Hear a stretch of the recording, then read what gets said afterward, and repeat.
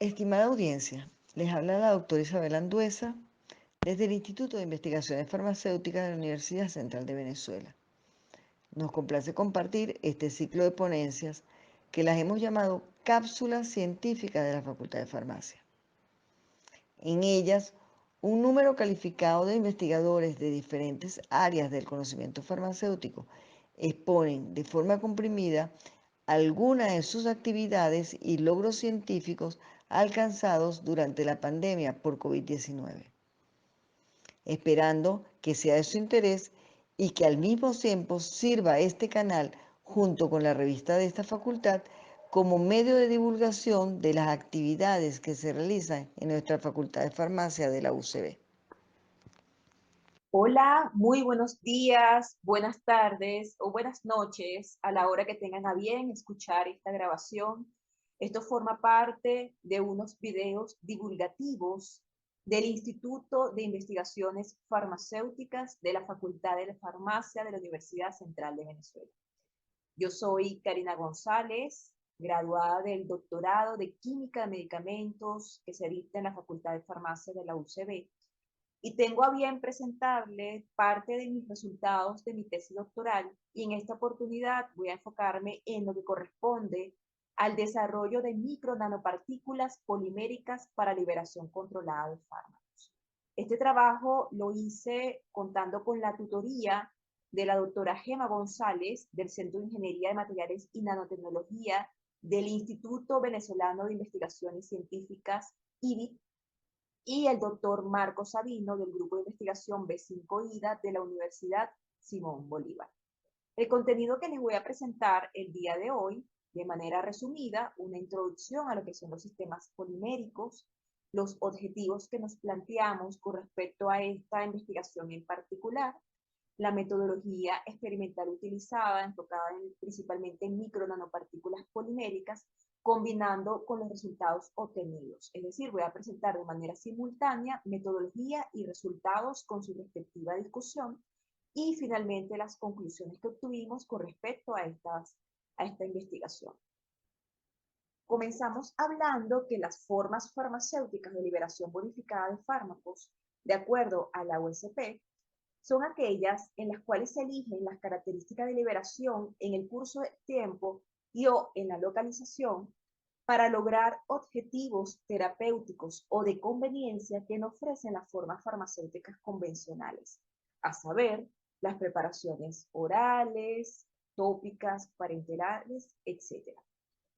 Y dentro de las formas farmacéuticas de liberación modificada de fármacos tenemos lo que corresponde a la liberación controlada de fármacos. Y en la liberación controlada, digamos que el principio activo es incorporado a un soporte. La liberación o la velocidad de la liberación viene determinada por las propiedades del material de soporte y esto permite la liberación de una forma continua durante periodos prolongados de tiempo. Digamos que ese principio activo es liberado escalonadamente en el tiempo y el objetivo principal de la liberación controlada es conseguir la cantidad correcta del principio activo de acuerdo con su dosis terapéutica y en el sitio de acción y poder disminuir los efectos adversos al poder disminuir la cantidad de principio activo añadido. En el proceso de la liberación controlada hay muchas estrategias que se emplean. En este caso les quiero hablar de lo que es la encapsulación y específicamente de las micronanopartículas. Ahora bien, ¿qué son las micronanopartículas? Las micropartículas poliméricas son sistemas que se encuentran en el rango de tamaño entre 1 a 250 micrómetros y que presentan un diámetro menos de 125 micrómetros. Nanopartículas son sistemas submicrónicos que tienen un tamaño menor, menos de una micra. ¿Okay? Estamos hablando ya de la escala nanométrica. Y esas micropartículas o nanopartículas pueden clasificarse desde dos puntos de vista. Podemos tener lo que son microcápsulas o nanocápsulas, en las cuales estamos hablando que presentan, ¿verdad?, un material del núcleo, donde generalmente se encuentra el principio activo o lo que queramos encapsular, y el material protector, en el caso de las poliméricas, que sería mediante ese polímero en el cual se ha encapsulado esas micro o nano cápsulas, en este caso, o micro nanopartículas. En el caso de las microesferas o nanoesferas, estamos hablando más bien de sistemas que son matriciales, estamos hablando que ese principio activo o ese componente activo se encuentra distribuido en todo ese sistema, a diferencia del primer caso que se encuentra principalmente en el núcleo. Y estos sistemas, microesferas y nanoesferas, permiten también esa encapsulación. En este trabajo de investigación se realizó un sistema de liberación controlada de fármacos en base a micro-nanopartículas poliméricas de polímeros sintéticos biocompatibles en base a poliácido láctico, a saber, poliácido láctico semicristalino, poliácido láctico amorfo, PLDA, poliácido láctico glicólico, PLGA, y combinación de poliácido láctico semicristalino con polietilenglicol en una proporción 50-50. ¿Con qué finalidad? Para la encapsulación de compuestos que son activos en el cáncer y en terapia anticoagulante, a saber, en el caso del tratamiento del cáncer, la 1,4-naftoquinona, que es un compuesto que ha sido empleado en caso de diferentes sistemas con polímeros naturales, tales como quitosanos, para recubrimientos, y se ha investigado que es activo o presenta actividad anticancerígena en diferentes tipos de patologías o cáncer. En el caso de la terapia anticoagulante, se hizo la encapsulación a nivel superficial de la iridina con la finalidad de poder aumentar el tiempo de vida media de este anticoagulante.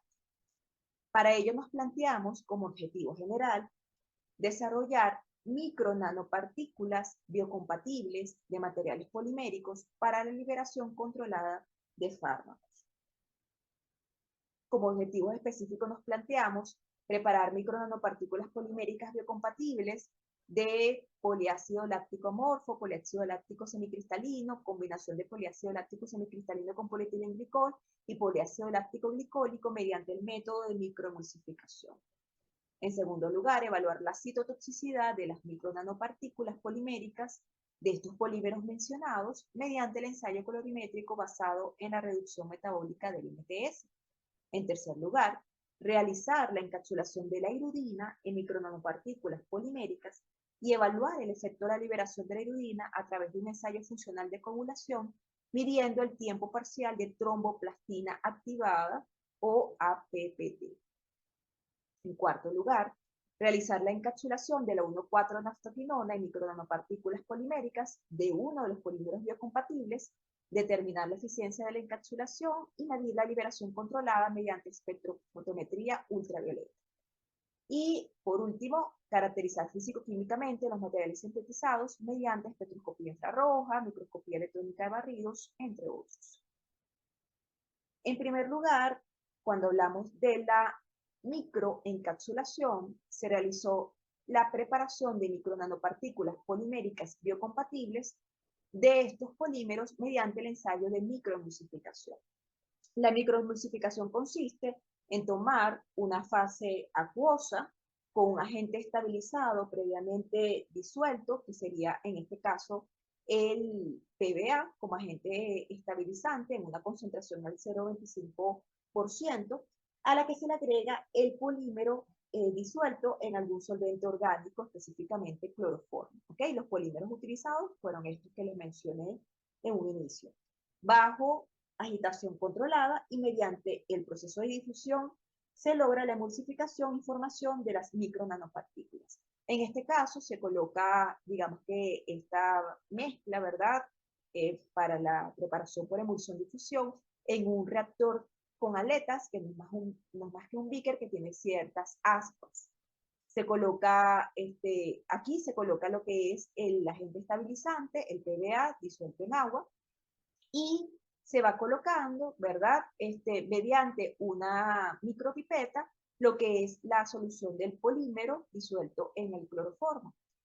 Posteriormente, mediante un ultradispersor, ayuda a la formación de gotículas para la formación de las micronanopartículas, y esto se coloca en un ultrasonido a una cierta condición de temperatura por 120 minutos, para permitir en ese caso entonces la formación de las micronanopartículas poliméricas. A continuación, les voy a mostrar un video para que se pueda ilustrar mejor. Aquí podemos ver un video de lo que es el proceso de microemulsificación. Aquí vemos el reactor con aletas, el beaker que tiene ciertas aspas. Aquí vemos lo que es el ultra dispersor que permite, ¿verdad?, o contribuye a formación de micronanopartículas en escala nanométrica. Y aquí estamos viendo el añadido, ¿verdad?, de lo que es el polímero a la concentración especificada, disuelto en cloroformo, sobre el agente estabilizante o PBA que se encuentra en la fase acuosa. Aquí se procede entonces al añadido de la fase orgánica, donde está el polímero, sobre la fase acuosa.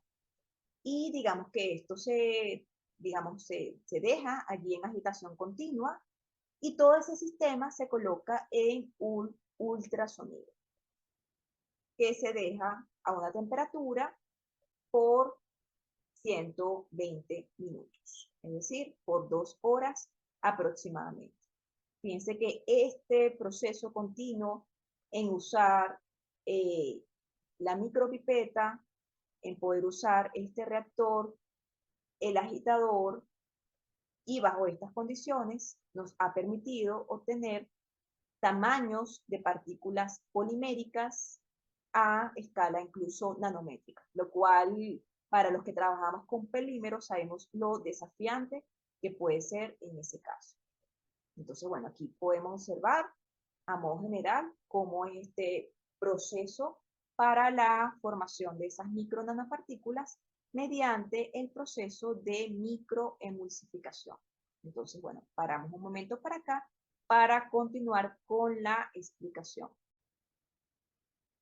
Y una vez que se han formado las micronanopartículas, se deja también en agitación para eliminar el resto del solvente orgánico. Posteriormente se procede a realizar los lavados, a centrifugar y luego a liofilizar para obtener las micronanopartículas y a realizar las pruebas de caracterización correspondientes, infrarrojo, microscopía electrónica de barridos, entre otras.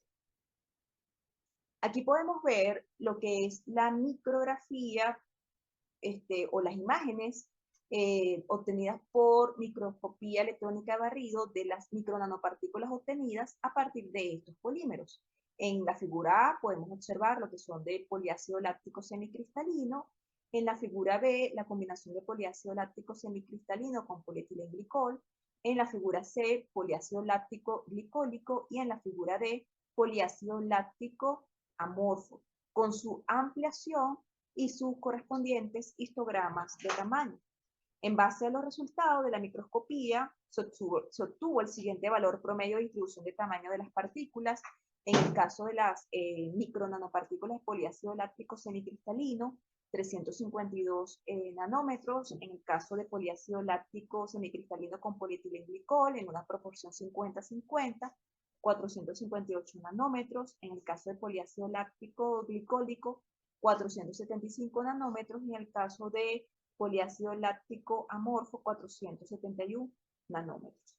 Se observa un tamaño más uniforme en el caso de las micronanopartículas de poliácido láctico semicristalino y poliácido láctico glicólico.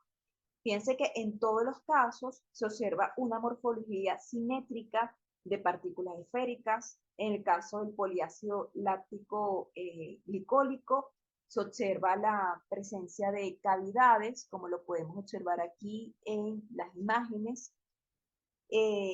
Desde el punto de vista físico, estas microcavidades pueden ser favorables, por ejemplo, para la retención de compuestos a encapsular. Vemos que en el caso del poliácido láctico semicristalino, la inclusión del polietilenglicol influye en una mayor polidispersidad con respecto al polímero solo. En las micronanopartículas de poliácido láctico semicristalino se observó un tamaño menor con respecto a las partículas de poliácido láctico amorfo y mayor uniformidad. Y estos resultados indican que el método empleado permite obtener un tamaño de partículas en el rango tanto micrométrico como nanométrico, y una adecuada dispersión de tamaño y de morfología. Posteriormente se procedió, ¿verdad?, también a hacer un ensayo de viabilidad celular de estas micronanopartículas poliméricas preparadas mediante la reducción del MTS, a fin de poder evaluar si esas partículas son tóxicas o no a nivel celular. El resultado fue el siguiente: el ensayo citotoxicidad por MTS demostró que a la concentración máxima ensayada de 100 partes por millón de las micronanopartículas de estos polímeros mencionados, no presentaron toxicidad celular apreciable, ya que indujeron menos del 5% de muerte celular en células del tipo MCF7 de cáncer de mama y en NIH373 de fibroblastos murinos. Posteriormente se procedió a realizar la carga a nivel de superficie de estas micronanopartículas poliméricas biocompatibles de estos polímeros con la irudina, utilizando el fármaco lepidurina, por el método de post-incubación. Se procedió entonces a realizar la carga de estas micronanopartículas con este fármaco mediante este método de post-incubación, debido a que el fármaco es termosensible y se degrada a las condiciones de incubación por el método tradicional, que ya vimos que requiere temperatura. Entonces se procedió a colocar las micronanopartículas poliméricas con la cantidad de la solución de la lepidurina y una cantidad de agua destilada estéril. Y se dejó en agitación por nevera por 72 horas. Posteriormente se procede a congelar las muestras, a liofilizar y realizar las pruebas de APTT. En el caso de ese ensayo funcional de coagulación, ¿verdad? Lo que se quería evaluar es, digamos, que ese tiempo en el cual se forma un coágulo. Eso vamos a estar hablando más adelante. Pero es interesante también poder evaluar, ¿verdad?, cuáles son las posibles interacciones que puede estar estableciendo esta irudina o este fármaco con los polímeros en los cuales se está encapsulando a nivel superficial. En primer lugar, en base al sitio de acción de la irudina, se observa que pudiera haber interacciones hidrofóbicas de los residuos hidrofóbicos de la porción N-terminal de la irudina y grupos metílicos de las cadenas poliméricas que puedan estar presentes en todos estos polímeros, en el poliácido láctico semicristalino y amorfo, la combinación con polietilenglicol y el poliácido láctico glicólico. Por otro lado, también se ha observado que la porción C-terminal de la irudina forma interacciones electrostáticas y enlaces de Van der Waals con su receptor, entonces pudiera haber también ese tipo de interacciones con los polímeros. Y, no menos importante, pueden establecerse interacciones de puente de hidrógeno entre los residuos de tirosina de la irudina con los grupos hidroxilo, con los grupos carboxilo y carbonilo, ¿verdad?, de las cadenas poliméricas de los polímeros empleados para su encapsulación a nivel superficial. Aquí les muestro la explicación de lo que les mencionaba antes. En el ensayo funcional de coagulación se está midiendo el tiempo parcial de tromboplastina activada, APPT. Eso lo que hace es medir el tiempo de coagulación del plasma a través de la formación de un coágulo de fibrina. En este caso se realizó las mediciones del tiempo de coagulación de las micronanopartículas poliméricas que contienen el anticoagulante irudina y se compara con el tiempo de coagulación del fármaco solo, es decir, de la irudina sola, a fin de evaluar si el proceso de encapsulación prolonga el tiempo de coagulación del fármaco, lo cual también nos permitiría ver si puede ser indicativo de aumento de tiempo de vida media del fármaco. Aquí vemos los resultados del ensayo funcional de coagulación de las micronanopartículas poliméricas en nuestro primer caso de poliácido láctico semicristalino con la irudina. Entonces, bueno, aquí podemos ver los resultados de esta medición del tiempo de coagulación de esta irudina que ha sido funcionalizada a nivel superficial con estas micronanopartículas y liberadas a diferentes intervalos de tiempo. En este gráfico se indican los valores obtenidos de la medición del tiempo de coagulación de la irudina funcionalizada en estas micronanopartículas en diferentes valores, ¿verdad? Y a diferentes intervalos de tiempo. Se ensayaron dos concentraciones de las muestras poliméricas para el ensayo, siendo de 8 microgramos mililitro y 5 microgramos mililitro. El control de las micronanopartículas de poliácido láctico semicristalino no indujeron coagulación y también se midió el tiempo de coagulación de la iridina sin funcionalizar a una concentración de 8 microgramos mililitros que se tomó como referencia para todas las demás muestras, tanto para esta como para las otras muestras poliméricas que vamos a ver a continuación. Se realizó también, por supuesto, el ensayo o el análisis estadístico de T-Student. Se puede observar que al tiempo cero, ¿verdad? Existe un tiempo de coagulación de las micronanopartículas. Aquí vemos, por ejemplo, en azul más claro, las micronanopartículas de poliácido láctico semicristalino a una concentración de 5 microgramos por mililitro, las que son más oscuras a una concentración de 8 microgramos mililitro, y en amarillo lo que podemos ver es la iridina sola. Entonces, a este tiempo cero existe un tiempo de coagulación, posiblemente la iridina que no llegó a funcionalizarse y que quedó a nivel superficial luego del proceso de liofilización. Se observa que este comportamiento ocurre para ambas concentraciones. ¿Okay? Vemos aquí unos valores de tiempo de coagulación. Sin embargo, se observa que para la concentración de 8 microgramos mililitros, hay un aumento de la liberación de la uridina en el tiempo. Fíjense que parte, en este caso de 31 segundos, y se llega incluso hasta 36 segundos. Si vemos aquí valores de las Y, vemos el tiempo de coagulación en segundos y a estos diferentes tiempos de medición en la cual se realizó la liberación controlada. Para la concentración de 5 microgramos mililitros se observan que existen variaciones, pero en general ahí se observa un aumento en el tiempo de coagulación en el transcurso de las horas, ¿ok? Hasta por 48 horas. En ambos casos se observa que estos sistemas permiten una liberación controlada de la iridina hasta por 48 horas bajo las condiciones experimentales del ensayo. Esto fue realizado en el Centro de Biotecnología de la Facultad de Farmacia de la UCB a cargo de la doctora María Eugenia Pineda y el farmacéutico Miguel Tobar. A continuación, vamos a ver lo que fueron los resultados del ensayo funcional de coagulación de las micronanopartículas poliméricas biocompatibles de poliácido láctico semicristalino combinado con polietilenglicol. En este caso, ¿verdad? Utilizamos unas concentraciones de 8 microgramos por mililitro de las micronanopartículas y de 2 microgramos mililitros de las micronanopartículas.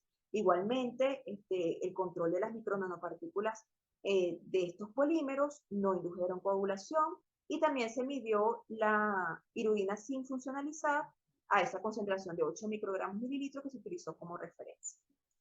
Si se comparan los tiempos de coagulación promedio obtenidos a los diferentes tiempos de estas micronanopartículas de poliácido láctico semicristalino y polietilenglicol versus los de poliácido láctico semicristalino a la misma concentración de 8 microgramos mililitros, podemos observar que hay un aumento del tiempo de coagulación de la iridina en el tiempo. Fíjense que aquí estamos partiendo, ¿verdad?, de lo que son 44 segundos, ¿verdad? Y cómo va a aumentar de 40 segundos, corrijo, y cómo va aumentando hasta 44 segundos en el tiempo.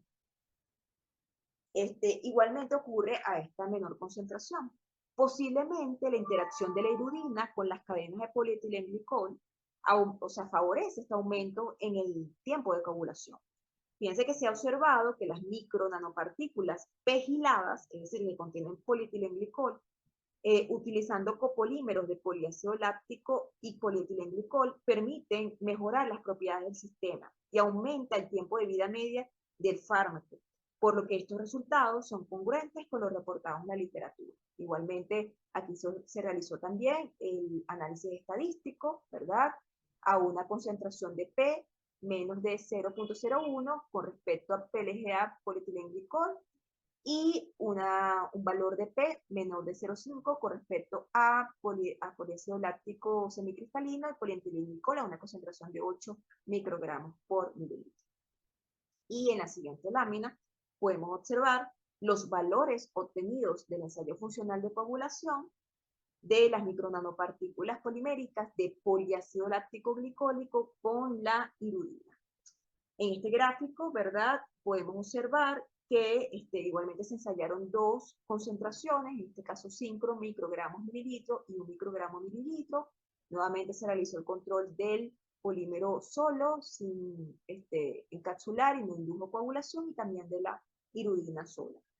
En este caso, el control de las micronanopartículas de poliácido láctico glicólico no indujo coagulación. Se observa que estos sistemas permiten una liberación controlada de la irudina hasta por 48 horas. Esto se observa de manera simultánea en estos tres sistemas, bajo estas condiciones experimentales de ensayo. Y fíjense que en la literatura ha sido reportado que el uso de microesferas a base de poliácido láctico glicólico con recubrimiento de Pleurodin F127 permite la liberación de los anticoagulantes heparina e irudina hasta por 48 horas. Eso nos lleva a una desatisfacción porque nuestros resultados son congruentes con lo reportado en la literatura. Fíjense que en este caso se observa que los valores del tiempo de coagulación también son parecidos, ¿verdad? O aún menores que los del primer caso, es decir, con las micronanopartículas del poliácido láctico semicristalino. Y aunque no podemos establecer una comparación real, porque las concentraciones del ensayo difieren, ¿se acuerdan que en esa oportunidad utilizamos 8 microgramos mililitro y 2 microgramos mililitros? Es interesante señalar que para estas últimas micronanopartículas poliméricas de poliácido láctico glicólico se emplearon unas concentraciones menores del anticoagulante y sin embargo se obtuvieron resultados similares. Entonces, bueno, podemos recordar que estos resultados, también en el caso de estas micronanopartículas, en el caso de los resultados de microscopía electrónica de barrido, había presencia de cavidades y pudiera estar favoreciendo, ¿verdad?, una mejor conjugación de estos sistemas con la irudina, y esto favorece entonces estos resultados obtenidos. En el caso entonces de este ensayo funcional de coagulación, se observa que el ensayo funcional de estas micronanopartículas cargadas con el anticoagulante irudina permiten una liberación controlada de este fármaco hasta por 48 horas bajo las condiciones experimentales del ensayo. Este comportamiento es favorable, ya que uno de los objetivos es lograr aumentar la biodisponibilidad y el tiempo de vida media del anticoagulante. Y en el caso de la irudina, se ha observado, de acuerdo a la farmacocinética, que presenta como limitaciones la necesidad de alta dosis para lograr el régimen de dosificación con los consecuentes efectos adversos y el limitado paso a través de la barrera hematoencefálica y una rápida eliminación renal. Entonces, fíjense que un sistema de micronanopartículas poliméricas en base a estos polímeros mencionados que permita disminuir la dosis empleada y aumente el tiempo de vida media de la irudina resulta bastante atractivo y prometedor. Entonces, bueno, estos resultados, digamos que nos animan a continuar con esta investigación. En segundo lugar, les voy a presentar los resultados, ¿verdad?, de la encapsulación de la 1,4-nastoquinona, que si recordamos en la introducción, se emplea en terapia del cáncer, en micronanopartículas poliméricas biocompatibles de poliácido láctico amorfo por microemulsificación. En el caso anterior, lo hicimos a nivel superficial porque la irudina es termosensible y podría degradarse a las condiciones del ensayo. En este caso, de la 1,4-nastoquinona, se realizó el proceso de microemulsificación bajo la técnica establecida. Es decir, estamos formando en este caso microesferas o nanoesferas.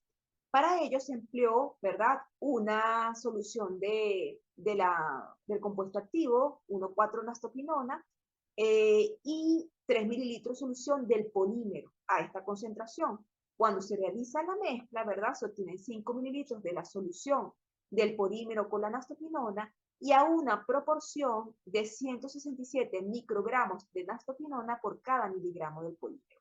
Esto es bien importante al momento de realizar la microemulsificación, ya que de eso va a obtenerse, ¿verdad?, la relación activa del polímero con el compuesto activo. Y estos lo utilizamos como base en base a resultados previos obtenidos por nuestro grupo de investigación.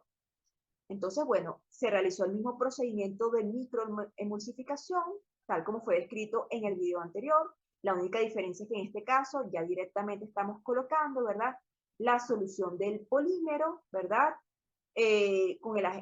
incluido con la nastoquinona, ¿ok? A diferencia del primer caso que era el polímero solo, porque el compuesto activo se iba a colocar después de preparada la micronanopartícula. Aquí se realiza la encapsulación in situ, se coloca como agente estabilizante el PBA, una solución del 0,5%, y se utiliza como solvente cloroformo. Posteriormente, una vez preparadas las micronanopartículas, se procede a centrifugar, o sea, eliminar el solvente, ¿verdad? El cloroformo, centrifugar y luego a liofilizar. Nuevamente es importante hacer un análisis de la 1,4-nastoquinona y del polímero.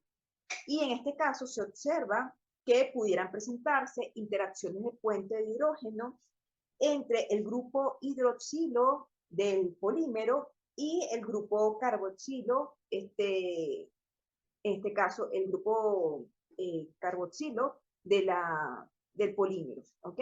Aquí en este caso el grupo carboxilo y el grupo carbonilo de la nastoquinona.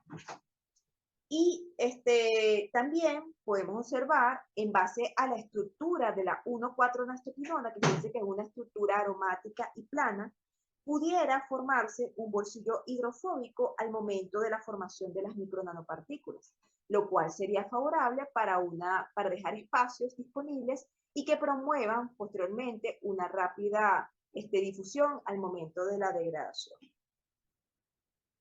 De igual manera, se realizó la determinación de la eficiencia de la encapsulación por espectroscopía ultravioleta visible de la 1,4-nastoquinona encapsulada en las micronanopartículas poliméricas de poliácido láctico amorfo.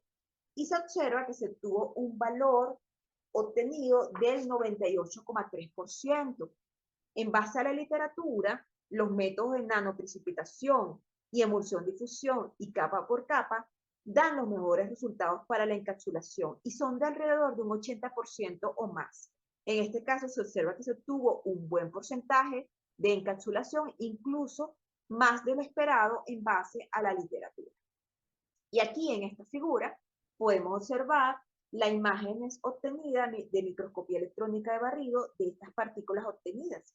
Fíjense que se obtuvo un valor promedio de tamaño de partículas de 347 nanómetros.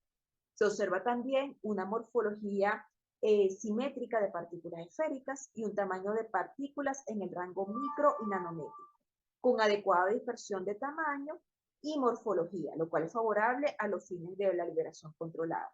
Fíjense, si comparamos estos valores de partículas con los obtenidos de la partícula sola de poliácido láctico amorfo, fíjense que la encapsulación no, digamos que, aumenta grandemente el tamaño de estas micronanopartículas. Y como ha sido observado, la liberación es más rápida desde las micronanopartículas preparadas por los métodos de emulsión-difusión y emulsión-coacervación. Posteriormente se realizó un ensayo de degradación de las micronanopartículas a diferentes condiciones de pH. Para ello se colocaron 10 miligramos, ¿verdad?, de cada una de las muestras de las micronanopartículas de poliácido láctico amorfo en 4 tubos de centrífuga y a diferentes condiciones de pH, a saber, pH alcalino, pH fuertemente ácido, pH ligeramente ácido y pH fisiológico. Se realizó este modelo en virtud de poder observar diferentes condiciones de degradación de pH que simula diferentes partes del cuerpo humano. Por ejemplo, pH fuertemente ácido, tal como ocurre en pH gástrico, ¿ok? pH fisiológico, ¿verdad? Como ocurre en sangre, pH ligeramente ácido, como ocurre en ciertas condiciones tumorales, y pH ligeramente alcalino, como simula medio intestinal. Luego se realizó este ensayo de liberación por 12 semanas, ¿verdad? Y posteriormente se centrifuga y se realiza la extracción líquido-líquido de las micronanopartículas en cloroformo, se filtra con sulfato de magnesio anhidro y se mide, ¿verdad? O cada muestra se mide un volumen de 2 mililitros mediante UV para poder saber entonces, en ese caso, el porcentaje de liberación en el tiempo. Este ensayo se realizó hasta por 12 semanas a 25 grados centígrados. Y en el gráfico se observan las diferentes condiciones de la degradación hidrolítica de estas micronanopartículas. Se observa que se pudo lograr la liberación hasta por 11 semanas. Aquí vemos el tiempo en semanas y el porcentaje liberado de la 1,4-nastatinol. Se observa que cada uno de los sistemas permite una liberación controlada de hasta por 12 semanas. Se observa, ¿verdad? Por 11 semanas se observa que las condiciones alcalinas aceleran la degradación, como lo vemos aquí en el color azul, que es la que tiene una mayor liberación, y eso favorece entonces un mayor porcentaje de liberación, que en orden decreciente fue 20,98% para el medio alcalino, 19,69% para medio fisiológico, 18,83% medio fuertemente ácido y 16,70% medio ligeramente ácido.